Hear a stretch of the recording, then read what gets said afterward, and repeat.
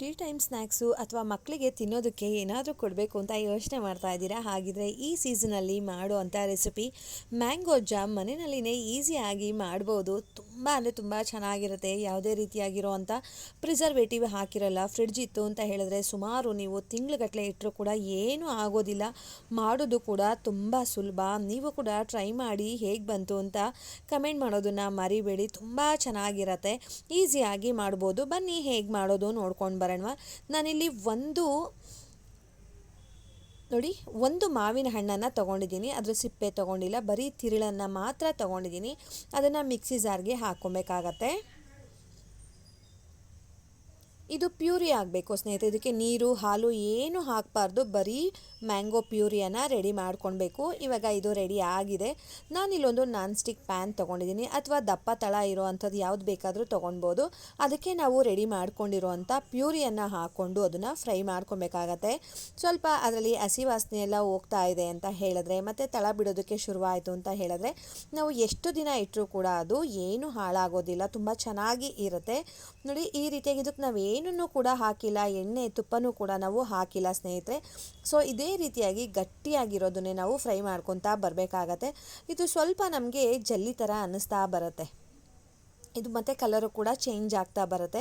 ಅಲ್ಲಿ ತನಕನೂ ಈ ರೀತಿಯಾಗಿ ಫ್ರೈ ಮಾಡ್ಕೊಬೇಕಾಗತ್ತೆ. ಆದಷ್ಟು ನಾನು ಲೋ ಫ್ಲೇಮ್ನಲ್ಲಿನೇ ಫ್ರೈ ಮಾಡ್ಕೊತಾ ಇದ್ದೀನಿ. ಐ ಫ್ಲೇಮ್ ಇಟ್ಬಿಟ್ಟು ಬೇಗ ಮಾಡೋದು ಅಂತ ಬೇಡ, ನಿಧಾನಕ್ಕೆ ಆಗಲಿ, ಚೆನ್ನಾಗಿರುತ್ತೆ, ತಳ ಹಿಡಿಯೋದಿಲ್ಲ ಅಂತ ಹೇಳಿಬಿಟ್ಟು. ನೋಡಿ, ಇವಾಗ ಒಂದು ಅರ್ಧ ಭಾಗ ಆಗಿದೆ. ನಾವು ಚೆನ್ನಾಗಿ ಹಣ್ಣಾಗಿರೋ ಅಂಥದ್ದು ಮತ್ತು ಸ್ವೀಟಾಗಿರೋ ಅಂಥದ್ದು ನಾವೇನಾದರೂ ಮಾವಿನ ಹಣ್ಣನ್ನು ತೊಗೊಂಡ್ರೆ ಸಕ್ಕರೆ ಕ್ವಾಂಟಿಟಿನ ಕಡಿಮೆ ಮಾಡ್ಕೊಳ್ಬೋದು. ನಾನು ಅದೇ ಬೌಲ್ ಮೆಷರ್ಮೆಂಟಲ್ಲಿ ಸುಮಾರು ಒಂದು ಅರ್ಧ ಬೌಲಷ್ಟು ಹಾಕ್ತಾಯಿದ್ದೀನಿ. ಸಾಕಾಗತ್ತೆ ಅಷ್ಟು. ಹಣ್ಣು ಏನಾದರೂ ಸ್ವಲ್ಪ ಸ್ವೀಟ್ ಕಡಿಮೆ ಇದೆ ಅಂತ ಹೇಳಿದ್ರೆ ನೀವು ಮುಕ್ಕಾಲು ಬೌಲ್ ತನಕನೂ ಕೂಡ ನೀವು ಹಾಕ್ಬೋದು. ಮೆಷರ್ಮೆಂಟ್ ನೋಡಿಕೊಂಡು ನೀವು ಹಾಕ್ಬೋದು, ಅಥವಾ ರುಚಿಗೆ ಗೊತ್ತಾಗತ್ತೆ ಅಲ್ವಾ ನಮಗೆ. ಸೊ ರುಚಿಗೆ ನೋಡಿಕೊಂಡು ನಾವು ಸಕ್ಕರೆಯನ್ನು ಹಾಕ್ಕೊಳ್ಬೋದು. ಸಕ್ಕರೆ ಹಾಕಿದ ಮೇಲೆ ಸ್ವಲ್ಪ ತೆಳು ಅನಿಸುತ್ತೆ. ಆಮೇಲೆ ಸ್ವಲ್ಪ ಅದು ಬಿಸಿ ಆಗ್ತಾ ನಮಗೆ ಸೈಡ್ ಬಿಡ್ತಾ ಶುರುವಾಗುತ್ತೆ ಸ್ನೇಹಿತರೆ. ನೋಡಿ, ಆಲ್ಮೋಸ್ಟ್ ಇವಾಗ ಸೈಡ್ ಬಿಡ್ತಾ ಇದೆ, ಮತ್ತು ಕಲ್ಲರು ಕೂಡ ಚೇಂಜ್ ಆಗಿದೆ. ಇದಕ್ಕೆ ಯಾವುದೇ ರೀತಿಯಾಗಿರುವಂಥ ಫುಡ್ ಕಲರ್ ಕೂಡ ಹಾಕಿಲ್ಲ, ನ್ಯಾಚುರಲ್ ಆಗಿ ಇರೋ ಅಂಥದ್ದು.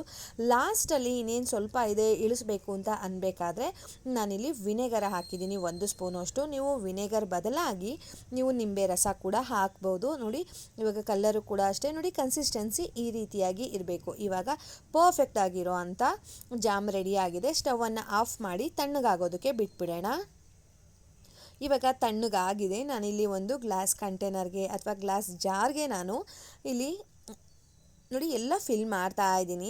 ಈ ರೀತಿಯಾಗಿ ಇಡೋದ್ರಿಂದ ನಾವು ಫ್ರಿಡ್ಜಲ್ಲಿ ಸ್ಟೋರ್ ಮಾಡ್ಬೋದು. ನಾನು ಹೇಳ್ದಾಗೆ ತಿಂಗಳುಗಟ್ಟಲೆ ಇಟ್ಟರೂ ಕೂಡ ಏನೂ ಆಗೋದಿಲ್ಲ. ಮನೆಯಲ್ಲೇ ಮಾಡಿರೋ ಅಂಥ ಮ್ಯಾಂಗೋ ಜಾಮ್ ತುಂಬ ಅಂದರೆ ತುಂಬ ಚೆನ್ನಾಗಿರುತ್ತೆ. 1 ಸ್ಪೂನ್ ಅಲ್ಲ, 2 ಸ್ಪೂನ್ ಹಾಕ್ಕೊಂಡು ತಿಂದರೂ ಕೂಡ ವಾವ್, ಇನ್ನೂ ಬೇಕು ಅಂತ ಅನ್ನಿಸ್ತಾ ಇರುತ್ತೆ. ಅಷ್ಟು ರುಚಿಯಾಗಿರುತ್ತೆ.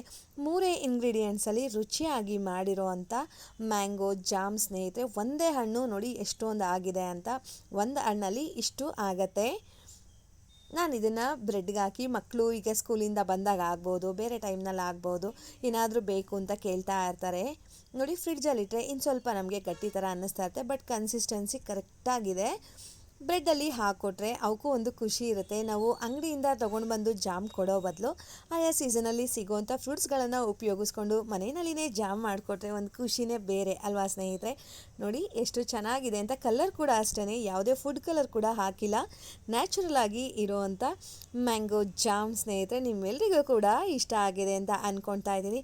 ಮಿಸ್ ಮಾಡಿದೆ ನನಗೆ ಯಾರೆಲ್ಲ ಟ್ರೈ ಮಾಡ್ತೀರಾ ಕಮೆಂಟ್ ಮಾಡೋದನ್ನು ಮರಿಬೇಡಿ. ಹೋಗಿ ಬರಲಾ? ಬಾಯ್ ಸ್ನೇಹಿತರೆ, ನಮಸ್ತೆ.